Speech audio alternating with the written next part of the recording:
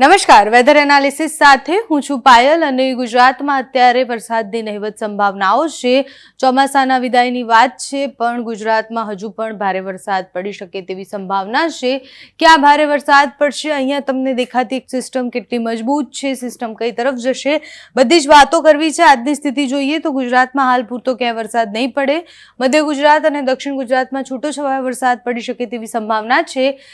બંગાળની ખાડીમાં બનેલી આ સિસ્ટમ જે છે એ સિસ્ટમ ધીરે ધીરે આગળ વધી રહી છે, પણ એ ગુજરાત તરફ આગળ વધે અને ગુજરાતને અસર કરે તેવી સંભાવના નથી દેખાઈ રહી. ડીપ ડિપ્રેશન સુધી આ સિસ્ટમ પહોંચશે અને આ સિસ્ટમ છે એ એવું કહેવાય કે ભોપાલની ઉપર તરફથી, આગ્રાથી એટલે કે રાજસ્થાનથી ન્યૂ દિલ્હી અને ન્યૂ દિલ્હીથી ઉત્તરાખંડ તરફ જઈ શકે છે અને એની કોઈ જ અસર ગુજરાત પર થવાની સંભાવના નથી દેખાઈ રહી. અલગ અલગ ટ્રફ જે દરિયાકાંઠાથી આવતા હોય છે, એ દરિયાકાંઠાના ટ્રફના કારણે દક્ષિણ ગુજરાતમાં વરસાદ પડી શકે છે. બાકી એક એન્ટી સાયક્લોનિક સર્ક્યુલેશન સિસ્ટમ જે બની હતી એ એકદમ હવે એવું કહેવાય કે નબળી પડી ગઈ છે ને એની કોઈ અસર ગુજરાત પર નથી. તો હવે કોઈ પણ સિસ્ટમ બંગાળની ખાડીમાં બને છે તો પછી મધ્યપ્રદેશ થઈ અને ગુજરાત તરફ આવે તેવી સંભાવનાઓ છે અને એ સિસ્ટમ 19-20 તારીખની આસપાસ બંગાળની ખાડીમાં બનવાની શરૂઆત થશે. હવામાન વિભાગ અને હવામાન નિષ્ણાંતોનું માનવું છે કે સિસ્ટમ થોડી મજબૂત હશે અને 24 તારીખથી લઈ અને મહિનો પૂરો થશે ત્યાં સુધી એ સિસ્ટમની અસર ગુજરાતમાં જોવા મળે તેવી સંભાવનાઓ છે. અત્યારે 20 તારીખની આસપાસ અહીંયા એક ટ્રફ દેખાઈ રહ્યું છે. સિસ્ટમ મજબૂત થાય છે કે કેમ એ ખબર નથી. ધીરે ધીરે આ છૂટા પડે છે એટલે અલગ અલગ જગ્યાએ જે એન્ટી સાયક્લોન બને એના કારણે પણ આ સ્થિતિ હોઈ શકે છે. અત્યારે વિંડીમાં સિસ્ટમ બનતી નથી દેખાઈ રહી. જો સિસ્ટમ બને છે તો એનો જે ટ્રેક હશે કઈ તરફનો છે એ પણ મહત્વનો રહેશે, કારણ કે જો એ મધ્યપ્રદેશ થઈને આવે છે તો એ મધ્ય ગુજરાત પર ખૂબ અસર કરી શકે છે અને મધ્ય ગુજરાતમાં ખૂબ અતિભારે વરસાદ પડે તેવી સંભાવનાઓ છે. 21 તારીખની આસપાસ દક્ષિણ ગુજરાતના અમુક ભાગો છે, જે વલસાડ છે, સુરત છે, નવસારી છે, આ વિસ્તારોમાં વરસાદ પડે તેવી સંભાવના છે. બાકી અત્યારે 24 તારીખ સુધી કોઈ જ વરસાદની સંભાવનાઓ દેખાઈ નથી રહી. 24 તારીખ સુધી ગુજરાતમાં ક્યાંય વરસાદ નહીં પડે, પણ પછી જે વરસાદ પડશે એ ભારે વરસાદ હશે, ગાજવીજ સાથેનો વરસાદ હશે.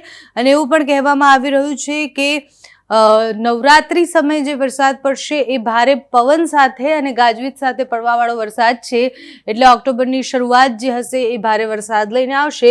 23 તારીખની આસપાસ તમે જુઓ કે અહીંયા એક સિસ્ટમ છે, ધનબાદ પહોંચી છે સિસ્ટમ, અને એ સિસ્ટમ ધીરે ધીરે આગળ વધશે અને આ સિસ્ટમ સંભવિત રીતના ગુજરાત પર ઘણી અસર કરશે.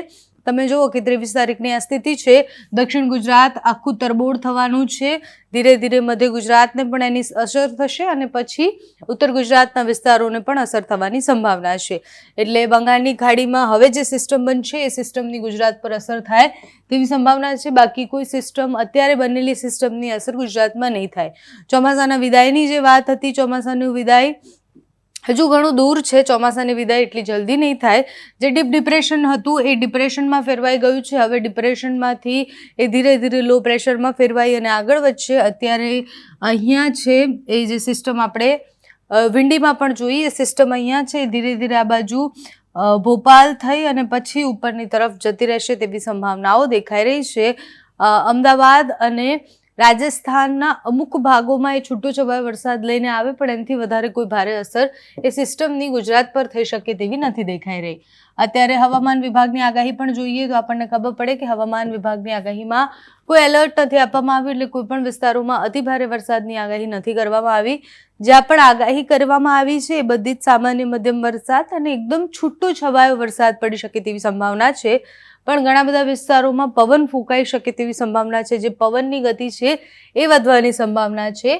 16 તારીખથી લઈને 20 તારીખની આ સ્થિતિ છે ને, તમે 20 તારીખે જુઓ એકદમ ડ્રાય, વેરી લાઇટલી, એટલે તો બહુ સંભાવનાઓ ઓછી છે. આખા ગુજરાતનું જોઈ લઉં છું, જિલ્લા વાઇઝ નથી કહેતી, કારણ કે અત્યારે મને કોઈ જ આગાહી નથી દેખાઈ રહી કે ક્યાંય પણ વરસાદ પડી શકે. બધી જગ્યાએ આખા ગુજરાતમાં લાઇટ ટુ મોડરેટ રેન્જ છે, એટલે છૂટો છવાયો વરસાદ પડી શકે તેવી સંભાવના છે. અને ઘણા બધા વિસ્તારોમાં તો વેરી લાઇટલી ડ્રાય થઈ જશે, એટલે કે એવું કહેવાય કે એકદમ તડકો આવશે. અત્યારે પણ મોટાભાગના વિસ્તારોમાં સારો તડકો પડી રહ્યો છે, ત્યાં કોઈ જ વરસાદની સંભાવના નથી. આખા ગુજરાતમાં કોઈ જ વરસાદની સંભાવનાઓ અઠવાડિયા પૂરતી તો નથી જ.